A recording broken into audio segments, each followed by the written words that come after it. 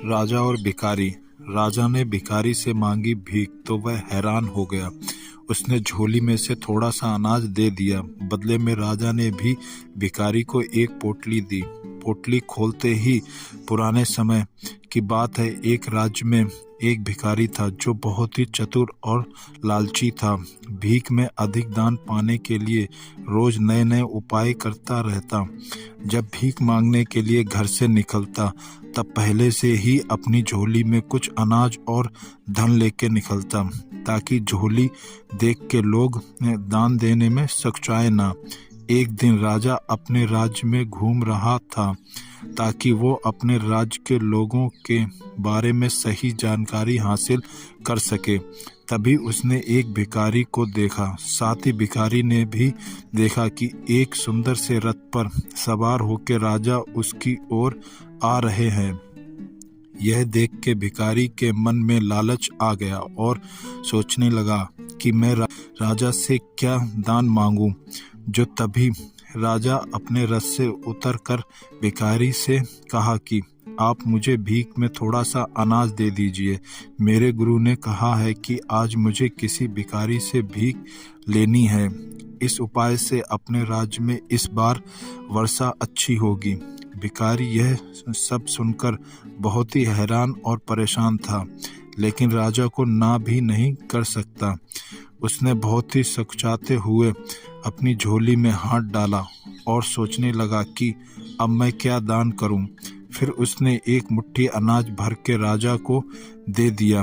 राजा भिखारी से अनाज लेकर अपने मंत्री के साथ रथ पर बैठकर चला गया। भिखारी बहुत ही उदास और मायूस होकर और अपने घर की तरफ चल दिया और पूरे रास्ते भर यह सोचते रहा कि दान के बदले राजा मुझे भी कुछ दान दे देते। घर पहुंचकर भिखारी बहुत ही उदास मन से अपनी पोटली अपनी पत्नी को दे देता है। क्या हुआ, इतने उदास क्यों हो? भिखारी की पत्नी पूछती है।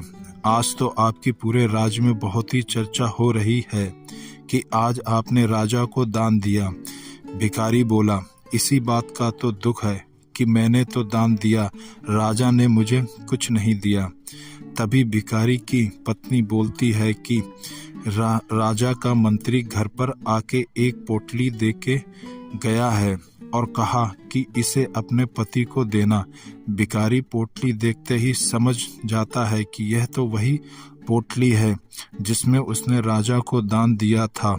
उसने पूरी बात पत्नी को बताई। पत्नी ने पोटली खोली तो उसमें सोने के सिक्के थे। ये देखकर दोनों को समझ आ गया कि राजा ने भीख के बराबर सोने के सिक्के दिए हैं। भिखारी को और उसकी पत्नी दोनों को इस बात का पछतावा हो रहा था कि भीख में थोड़ा सा अनाज और ज़्यादा क्यों नहीं दिया। ज़्यादा अनाज दे देता तो राजा ज़्यादा सोना देता। इस छोटी सी कथा की सीख यह है कि दान करते समय कंजूसी नहीं करनी चाहिए। अपने सामर्थ्य के अनुसार दान करते रहने से अपने पूर्ण में बढ़ोतरी होती है, धर्म लाभ मिलता है। हमेशा प्रसन्न होकर जरूरतमंद लोगों को भिक्षा देनी चाहिए।